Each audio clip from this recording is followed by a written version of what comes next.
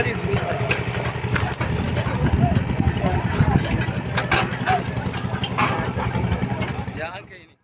Nigeria is blessed with abundant mineral resources ranging from oil and gas to gold, diamond, and other mineral deposits. These resources, if properly managed, have the capacity to move Nigeria beyond a mono economy that is mostly reliant on oil and uplift the living standard of the average Nigerian. But for years, illegal mining has been a challenge bedeviling the solid mineral sector, and its attendant effect is detrimental to the environment, national security, and economic growth. Communities where these resources are mined are often left to wallow in abject poverty despite the wealth Mother Nature has bestowed on them.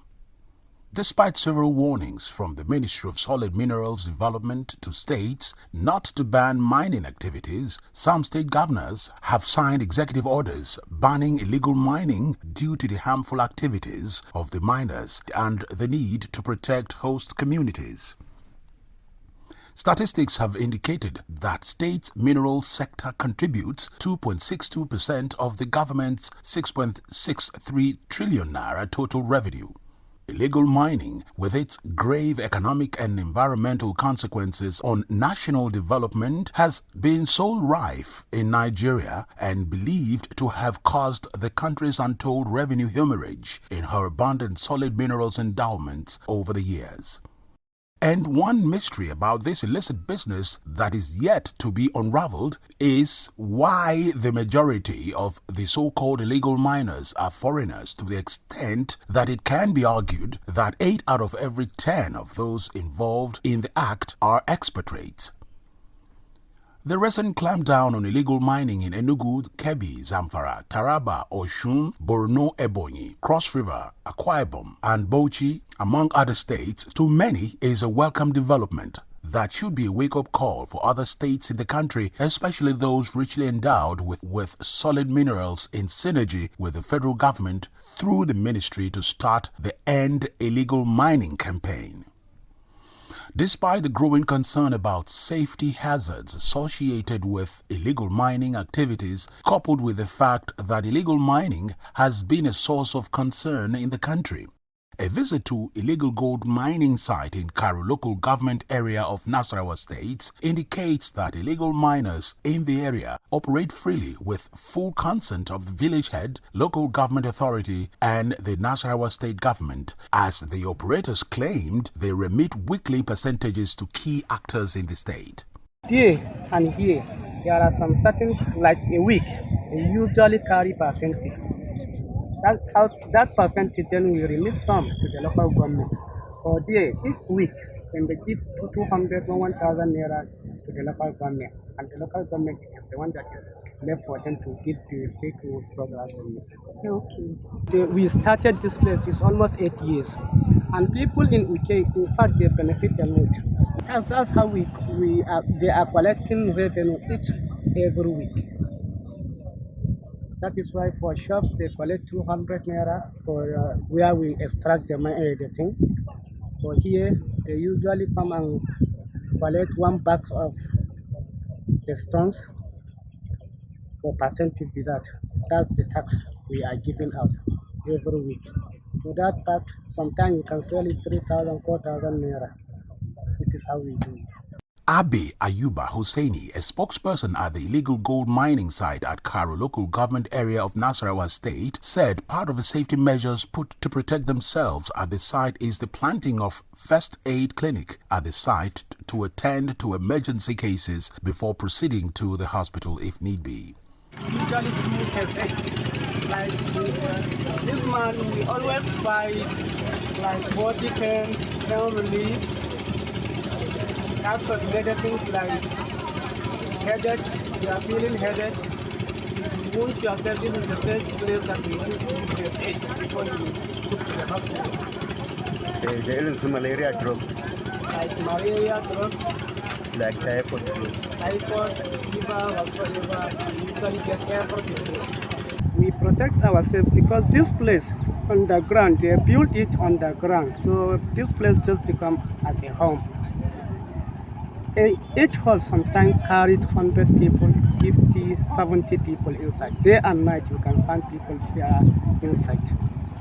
Busy. This one, if he's tired, he can come out and rest, go and bath, rest. Another people there inside. But there is no way you can leave that very hall empty. Anytime you can find out like 10 to 20 people inside. So anything happen to one of them, then the others, they rescue him up. After they rescue him up, then they will rush him to the hospital.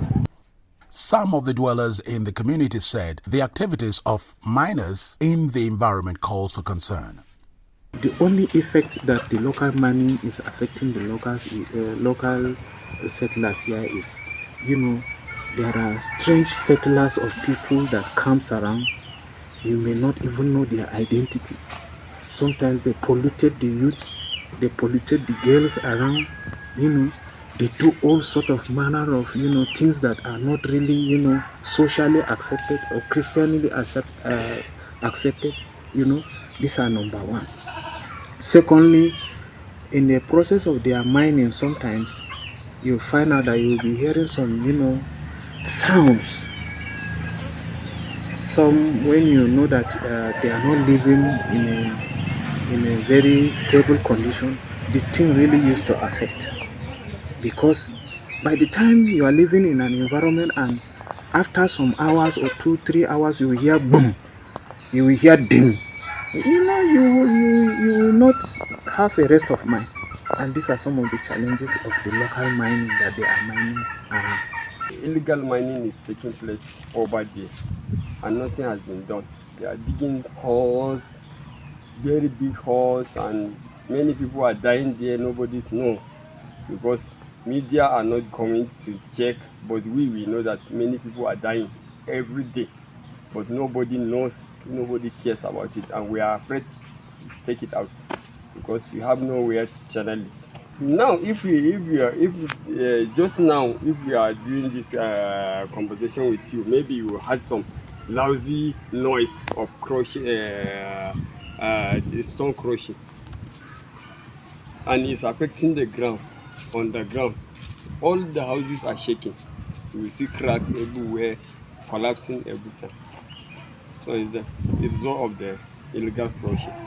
But in a situation where people are displaced in their own community, where they have larger scale of gold and not benefiting from it, definitely you don't expect peace, and there is every tendency on conflict in such kind of situation, where about 85% of the people are farmers. And the environmental impact of mining in this community. Whenever this issue takes place, definitely it is very difficult to reclaim the land to its own normal state. That is the problem.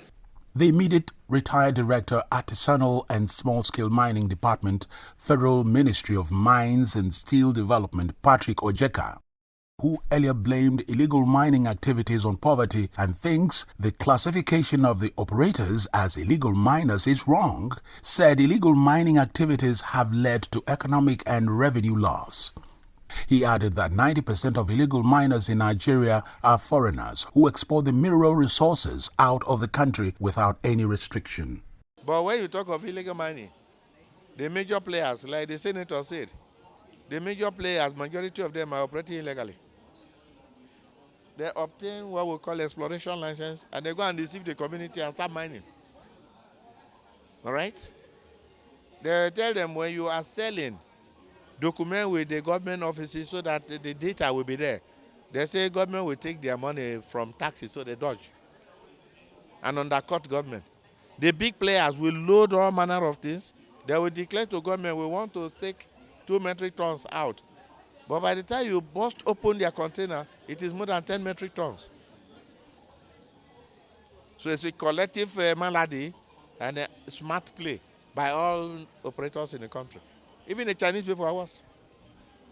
Because Chinese will be taking an essential mineral out and tell the customer or whatever, since they will not come and pay royalty, there is sand for sample. Why are you taking sand from Nigeria to China? We have government agencies that are supposed to checkmate them.